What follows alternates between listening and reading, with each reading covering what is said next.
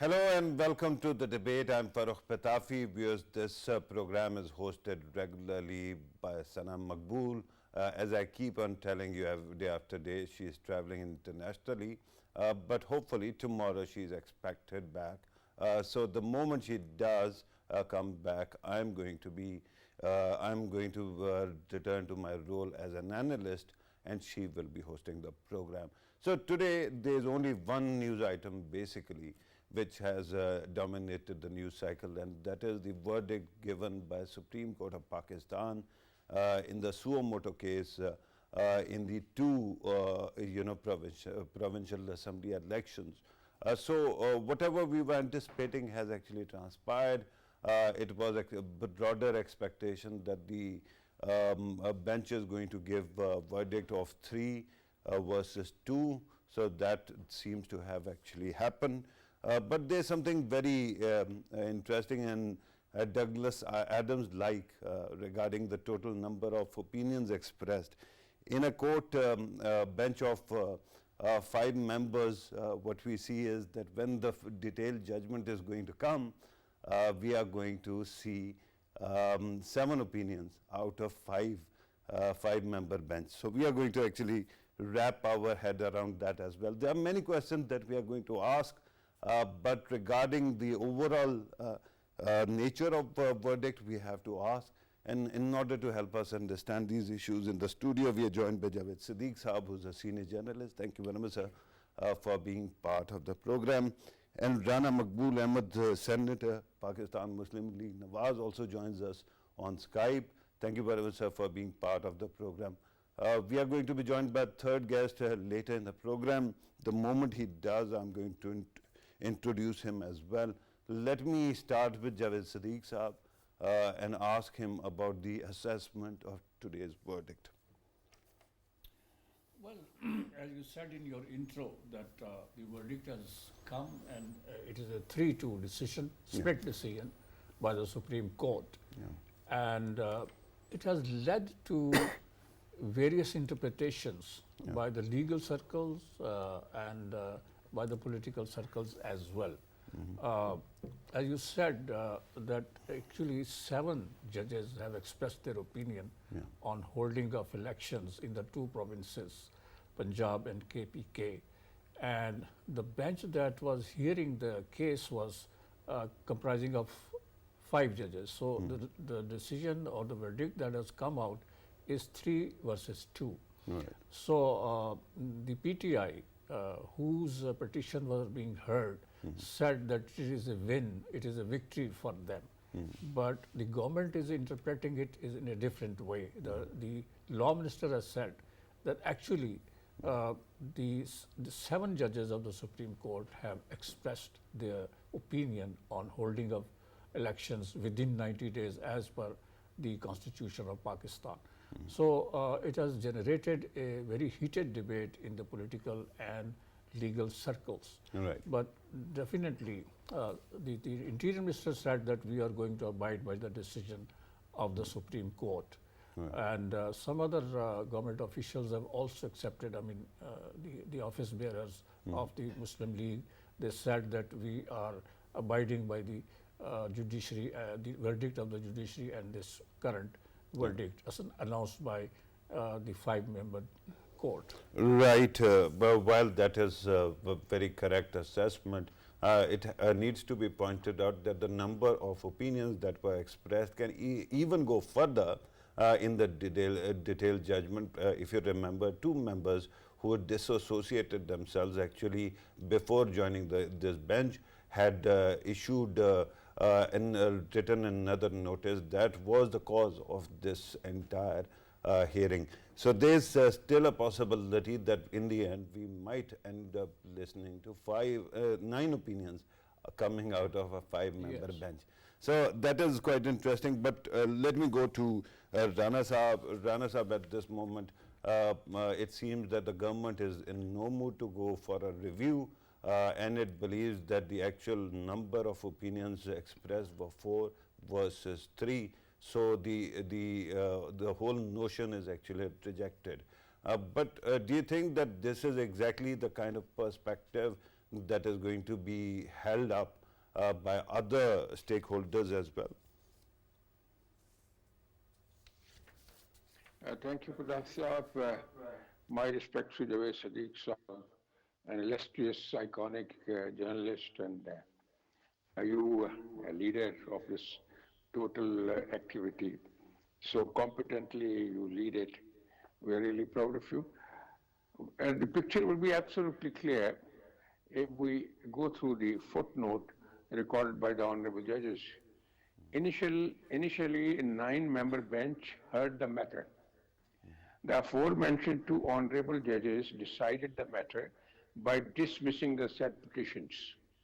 Later on, 2 other honorable judges disassociated themselves from the bench for personal reasons, and as the 2 aforementioned judges had dismissed the matter, the bench was reconstituted into 5-member bench, wide order 27th of February. The decision of the aforementioned 2 honorable judges and the 23rd February form part of the record of this case, meaning thereby the dissensions which were by the honorable judges on the issue, those are part of the case. So for all practical purposes, it is not 3 versus 2, it's more than that. Right. The unfortunate aspect is this, that with all respect and regard and sanctity which is attached to the verdict of the Honorable Supreme Court, this issue was a very crucial issue and a national issue. Right. Despite prayers by the colleagues of the Honorable Chief Justice and the bars and the public at large, it was persistently requested that this issue is so crucial and so important, it pertains to whole of the nation. Therefore, full court bench should be constituted. It was not done. Now, another thing which was taken in bad taste by all of us, with all respect and regard to senior-most judges like Qazi Isa and Sardar Tariq, they were not included in the bench. No doubt it's said that it's the discretion of the Chief Justice. He can do it. But for the sake of consensus on such a big issue, there should have been full court bench to decide this issue. Right. So I want to actually talk about the number game as well later in the program, with due respect. But there are a couple of other very important questions that still are lingering. Since you actually brought up the matter of full court, it seems that whenever Farooq Naik Saab has presented himself before the court, representing most of the parties in the ruling coalition, every single time it seems that he has asked for the same prayer. Prayer was regarding full court. There seems to be a law of diminishing returns. Is it important? Is it too important to keep on repeating that demand? Because we saw that in Imran Khan's dissolution of assembly case, and then the reinterpretation of Article 63A, and now again it seems that repeatedly the same argument is being made. If it is not being heard, shouldn't you be actually focusing on strategy rather than focusing on this matter? Yes, strategy has to be there because the honorable colleagues are to be taking long, and there should be some mechanism, some endeavor into the direction to create a situation of consensus within the honorable court.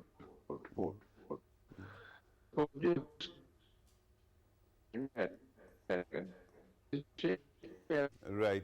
Rana sir, we seem to have lost your image. Let us try to reconnect so that we can see you as well as hear you. Let me come back to the studio, Javed Siddiq Sahab. One concern, the operative part of the judgment actually starts by bringing up, salient features theory, that there is a salient feature to the Constitution, and it is especially mentioning one salient feature, that is parliamentary democracy, right? But it seems that it, while it is mentioned, it's the entire process seems to be at the cost of another very important salient feature, that is federalism. Throughout the judgment, at least of the majority opinions, so to speak, we haven't seen any mention of Lahore High Court's intra-court appeal that is still that still needed to be heard. And then, of course, regarding the this conflict between the governor and president's office, that needed to be resolved as well, despite the fact knowing that suo motu does not give anyone right to appeal, and it is the last exhaustive forum. So do you think that one salient feature is accentuated upon at the cost of another?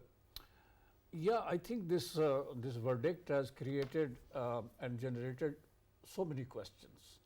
The important question is where the high courts are already hearing these petitions, and they have not come out with their verdicts. So why this was taken here at the Supreme Court through a suo motu? And a suo motu based on a judgment, a note written in a judgment which had nothing to do with the elections. Exactly. So this is being debated all around the country, and the experts, particularly the legal experts, have expressed their opinion, and there is a dissension within the judges of the Supreme Court and higher courts. So I think this verdict, yes, it is a majority verdict apparently, but certainly it has Apparently.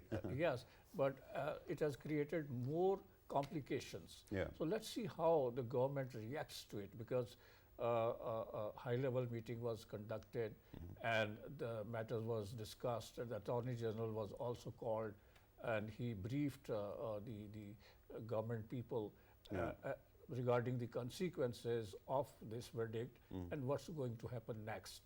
But obviously, the entire country is not very happy with what has happened. The split within the government, within the court, that has not sent a very positive signal to the people at large in Pakistan, because they want the Supreme Court and the higher judiciary to speak with one voice on so many issues. Of course, there can be a dissent. Note of dissents have always been a part of the judgments.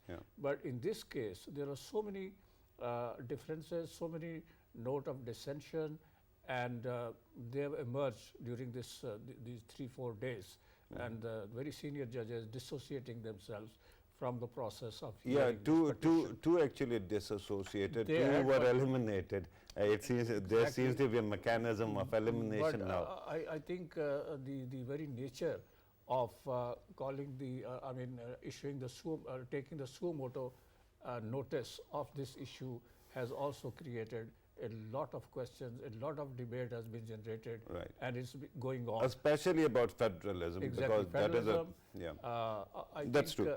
The Chief Justice said that the Constitution was knocking at the door of the Supreme Court, so we had to take this notice.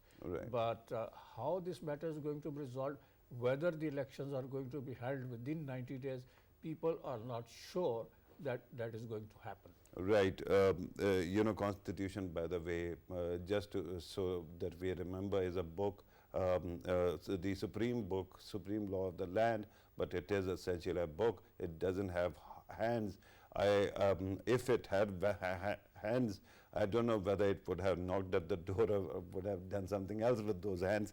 But let me go back to Rana Saab. Rana Saab, regarding the number issue, we have seen the number of dissenting justices, and that has created some kind of situation where the entire panel had to be restructured, and we saw that that also happened. But while two justices were actually disassociated themselves from the bench, two others were actually asked to remove themselves, and then the whole board was reconstituted.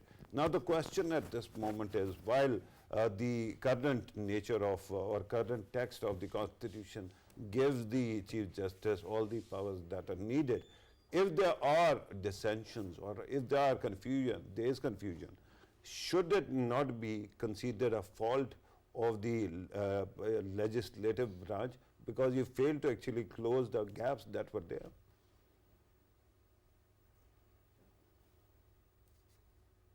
Discussions going on the parliament, especially the Senate. We seem Because not able to Senate hear is, you, sir. You'll have to unmute your mic, sir. वो कहते आवाज नहीं आ रही. Right, go ahead, sir. Unmute कर भाई, kick करना मुझे. आवाज से जानी.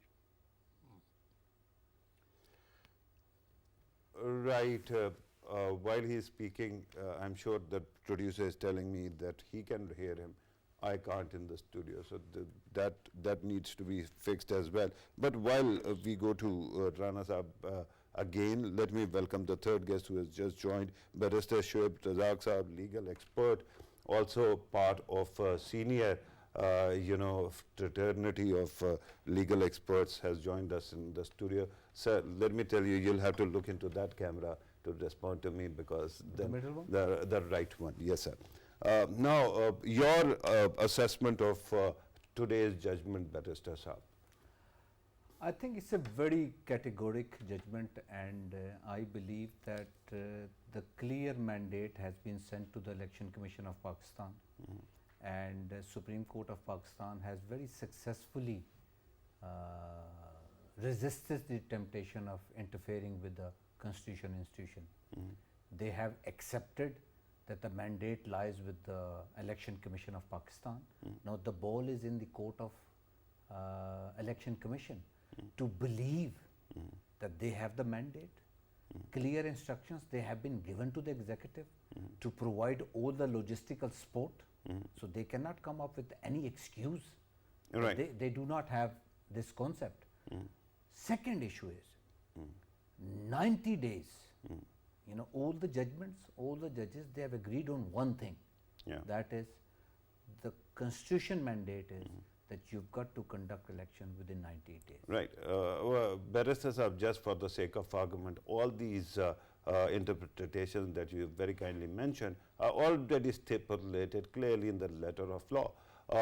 In fact, regarding point 14 or clause 14 of today's majority judgment, what we have seen especially, I think I can be wrong in the regarding number, but it was essentially about this, that the delay can also take place. There is a provision that if there is some kind of situation where it actually exceeds the time limit, then the matter should be as close to the original 90 days as possible. So the question at this moment is, while all these solutions were already written in the letter of law, what did it actually merit a suo motu case, especially when the case was being heard in a couple of high courts, sir? I believe there are two questions. As far as suo motu action is concerned, the mandate is provided in the Constitution 184(3). The matter needs to be of public importance. The second one is for the enforcement of fundamental rights. Right. I believe that suo motu action, if the matter is pending before other jurisdiction of competency, then the 184(3) cannot be invoked. I believe so. Why? You are not only undermining the lower judiciary, otherwise High Court, if the matter is in the High Court and the High Court is court of first instance, now they are taking a lot of evidence, a lot of information is lying with the High Court. And as a matter of principle, when you go to the Supreme Court, when you go to the High Court in a writ jurisdiction, the first thing they ask you is, if you have any other alternative remedy. Now in this matter, I personally believe that suo motu action was not needed if the matter was pending before Lahore High Court and consequently another matter was pending before Peshawar High Court. But coming back to your first question, Election Commission has been asked to conduct the election, and if there are some logistical issues which are requiring more time, then you have to objectively justify to the election Supreme Court of Pakistan that this delay has been caused due to these logistical issues. At the same time, clear message has been given to the executive to make sure to facilitate Election Commission of Pakistan for the election. Now, how exactly to do that?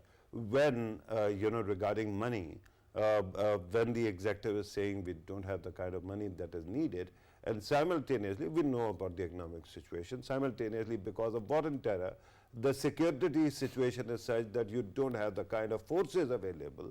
Election Commission cannot produce money or create, generate money. It cannot actually have its own army. And the third one is that even the subordinate judiciary has refused to offer, workforce for the, ROs and conduct of elections. So Election Commission is supposed to generate something out of nothing, or then the executive is supposed to do that? it's a very important issue. They need to justify Supreme Court, they need to submit before the Supreme Court of Pakistan that these are the real issues, we cannot conduct the elections. And they need to justify these issues, these reasons before Supreme Court of Pakistan. And how can that be done? Because the case is already cut and dry, the verdict has come out. So now how do they approach the bench again? There are certain issues with certain arguments me and you, we are raising here. No, I just want to clarify, I want to understand. The important issue is, yeah. For me as a very humble student of law, it is a very good judgment as far as interference is concerned. Supreme Court has resisted that we are not going to interfere in the constitutional institution of Election Commission of Pakistan, nor they have suggested any delay in the elections, I believe. Having said that, this so motu action, I was not part of the team who agreed with it. But at the same time, let Election Commission of Pakistan feel that they have been given this opportunity to behave like an institution. All right. Supreme Court has given complete mandate to the Election Commission of Pakistan. Yeah, so has the whatever. So has the Constitution of Pakistan. Whatever. And I hear you, sir, with your respect, you are doing a fine balancing act here. But I hear you when you have already stated that you were not part of the people who endorsed the idea of a suo motu. Let me, with your permission, go back to Rana Maqbool Saab. Rana Saab is back with us via video and audio. Rana Saab, the same question. Regarding all this confusion that was caused by the number of dissenting judges and the way numbers kept on changing in the benches, and you keep on demanding full court, why is it that you haven't done the kind of homework that was needed in the parliament? You could have changed a lot of things, and that would have given the Supreme Court of Pakistan the kind of leeway to give clear instructions which are missing in this document. You are absolutely right. There is a problem with the parliament as well, because consensus building science is very weak as far as parliament is concerned.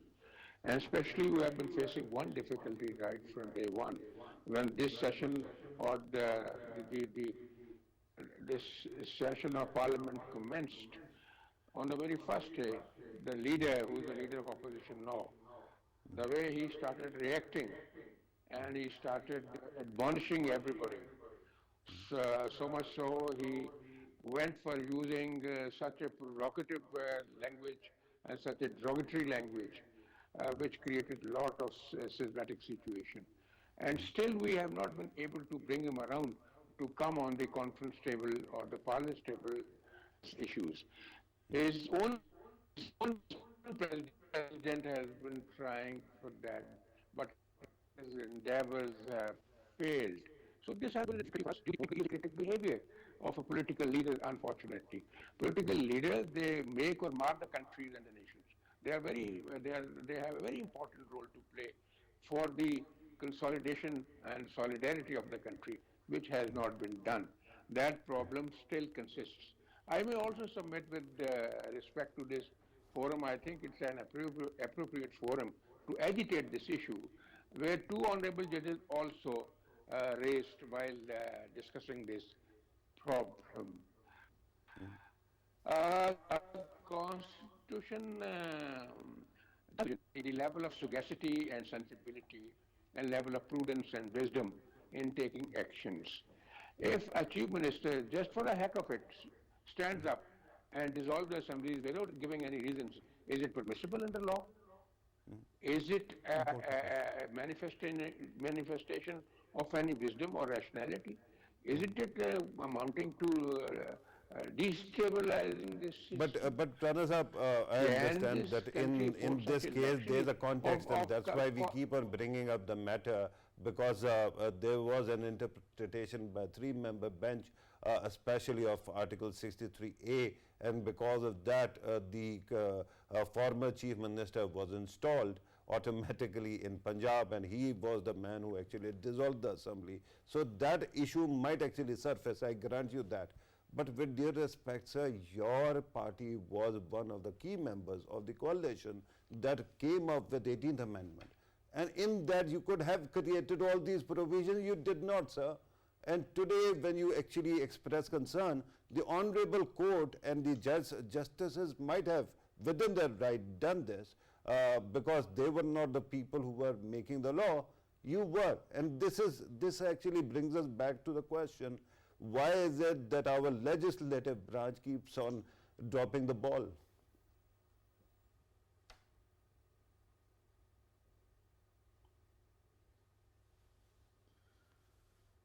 Rana Sahab. Listening. Yes, you're absolutely correct. There is a massive level of inadequacies in the parliament and the performance of the parliament. And we have learned a lot of lessons. There are three senators who have moved amendments in the constitution. But for the practical purposes, we don't have the 2/3 majority system so far, because houses, it's not a full house. So therefore, 2/3 majority is not available for this purpose, for amendments. There are many amendments in the pipeline regarding 62(1)(f) and regarding other issues like this. And the parliament has also thought of, though it pertains to the rules, Supreme Court rules about the formation of benches, every time we face difficulties, because all of us are human beings. So you need to have collective wisdom for formation of bench. If it is left to one individual, maybe in his earnest bona fide, he does want to do a thing which is absolutely correct, but sometimes there is an error of judgment. Right, and that actually is a very important question regarding privileges that are involved, prerogatives also involved, and we are going to later, if we have that kind of time, we are going to try to focus on that as well. But let me come back to the studio. Javed, Siddiq Saab, right now let us talk about the optics of it all. On one side, of course, the question of federalism that you and I have discussed earlier, that when this matter was pending in the highest court of not one but two federating units, perhaps it did not actually appear that well that the Supreme Court of Pakistan actually took up the matter. But having said that, we have actually discussed that matter. Yeah. Now the optics regarding numbers. There seems to be a process of elimination, whether you like it or not. This is something that we saw. The original 63A hearing bench was comprised of 5 members and 2 dissented. When next time there was a bench that was constituted on the matter of reinterpretation of 63A, those 2 were eliminated who were dissenting. And then we got a judgment that was quite intriguing, because the first judgment gave you the party had all the powers that were needed, and then the latter one actually took that power away and gave to the parliamentary leader. And amazingly, the parliamentary leader of a party who in the end decided to join the third party, that is PTI, and he is now a member of PTI. So that also is a question that is there. But now, at this time also, 2 judges were asked to separate by the dissenting notes at the start. And there, we could see some conflict of interest. They disassociated, but somehow 2 more were also eliminated. In the end, we saw that the balance of number would go in exactly that same direction as it has. So how does it translate into optics? Well, I think, as I've said earlier, that this verdict, although it is a majority decision, But I think it has created more legal debates in the legal circles and in the political circle. I think the nation was looking at the Supreme Court and the political leadership that they would come out with a solution to this problem. You have said earlier. Political leadership, how?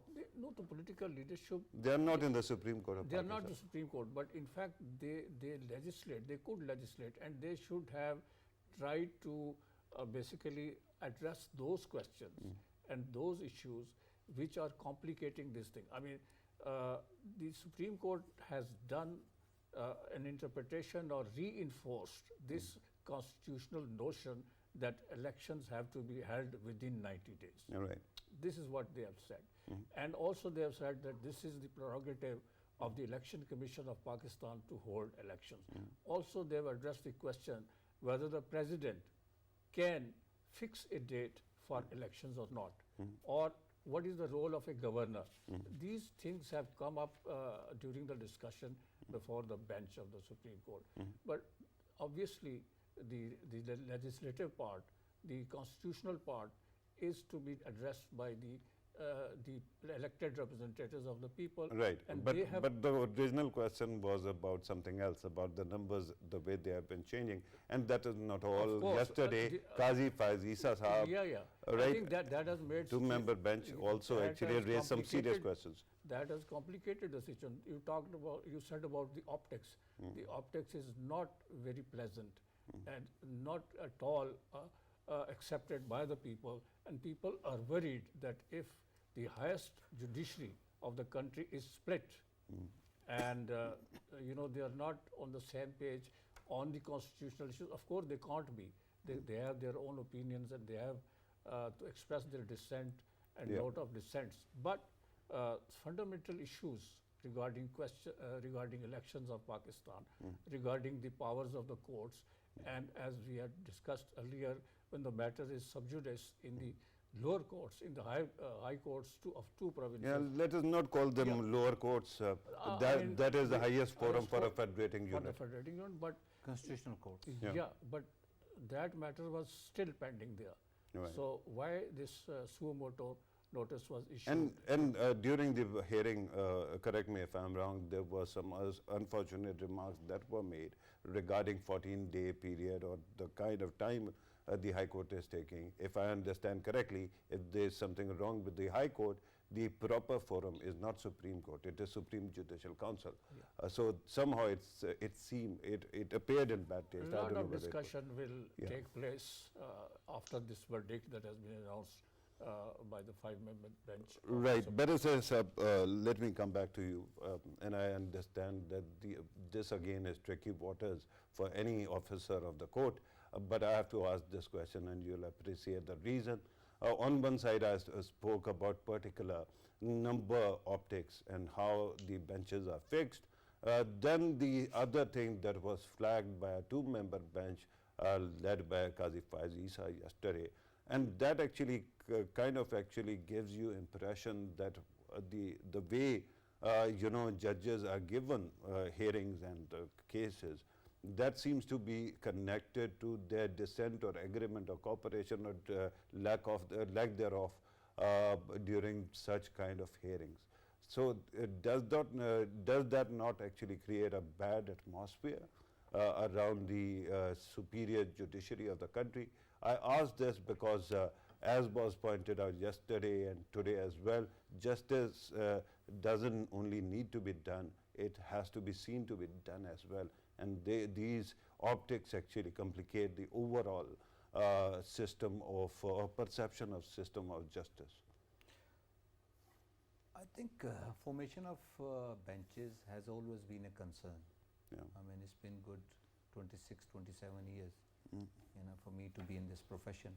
And Bar Council, lawyers fraternity, they have raised this issue and it is a big concern. Let me admit this. It is a big concern, and they should have formulated, a lot of people in their dissenting note, in their opinion, when they believed that this is not entitled to be discussed in a suo motu action, they have raised this issue as well. They have raised this issue. But at the end of the day, at the moment, I believe this matter was regarding the election.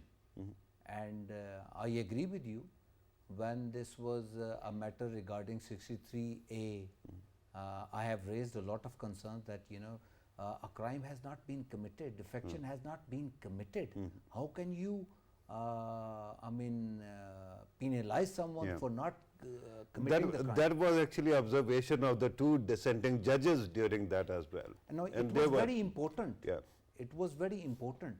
And I believe that this could be one of the reasons this crisis has emerged. Yeah.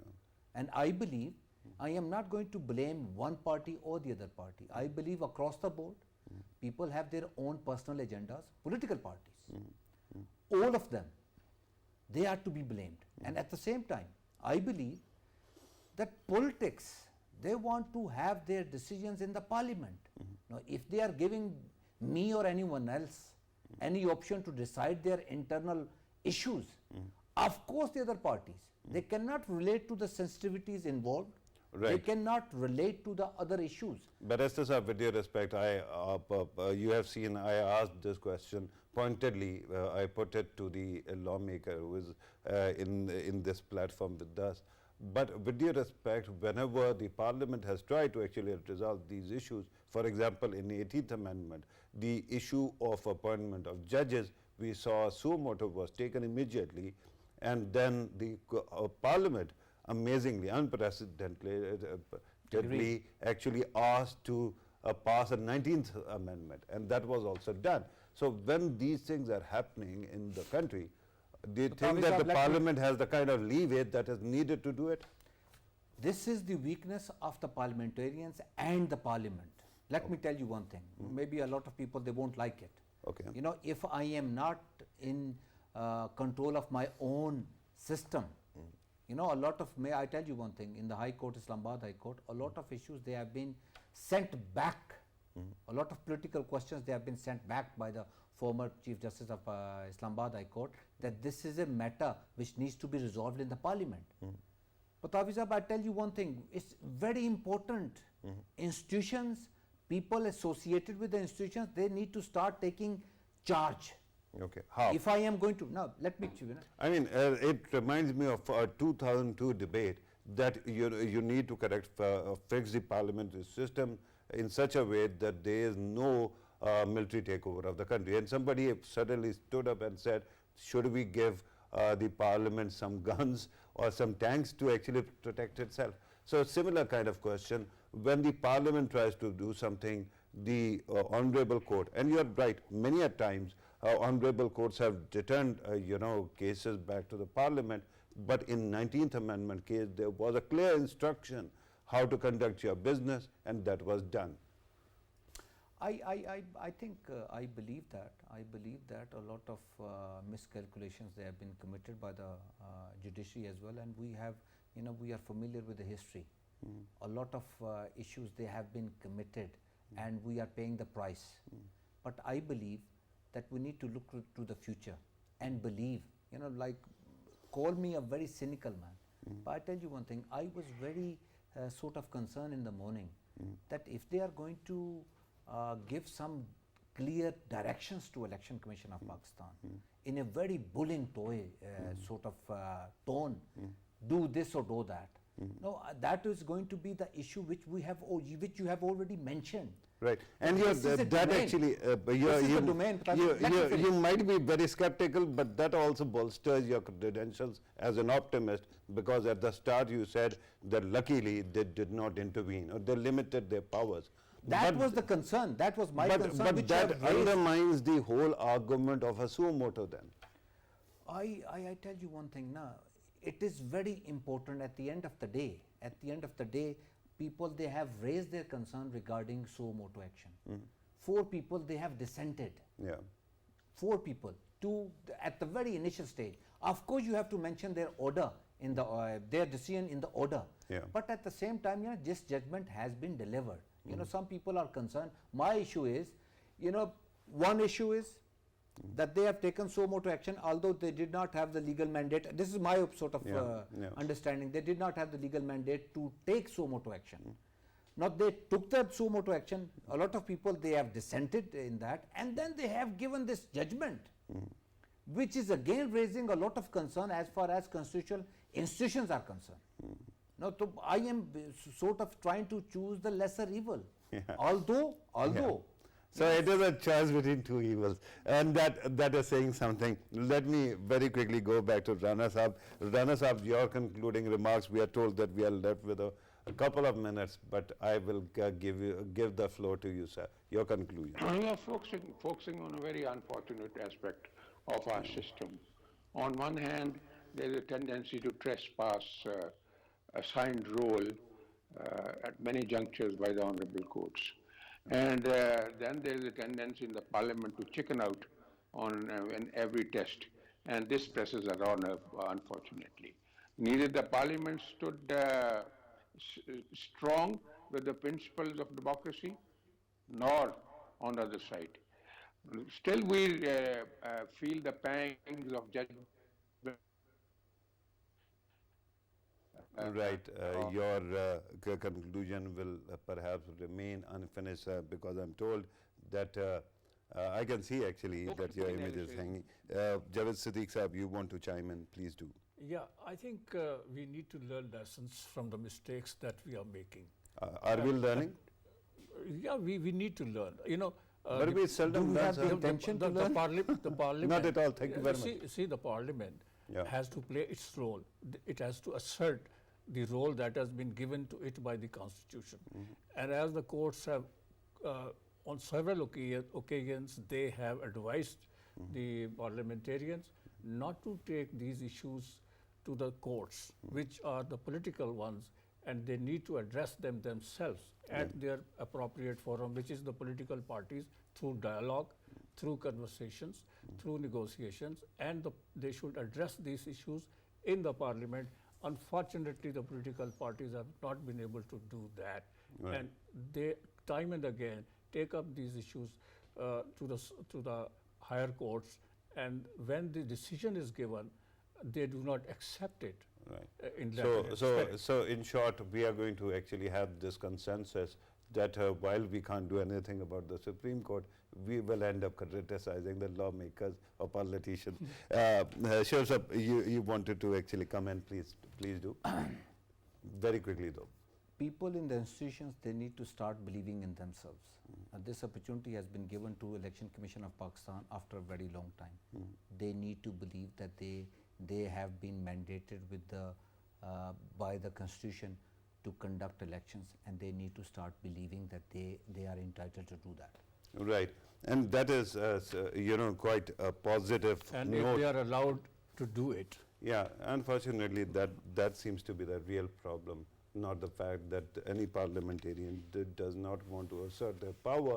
At this moment it seems that there are many pressures on everybody, and that ends up in compromising the overall integrity of this system. I'm told that we have to conclude the program here.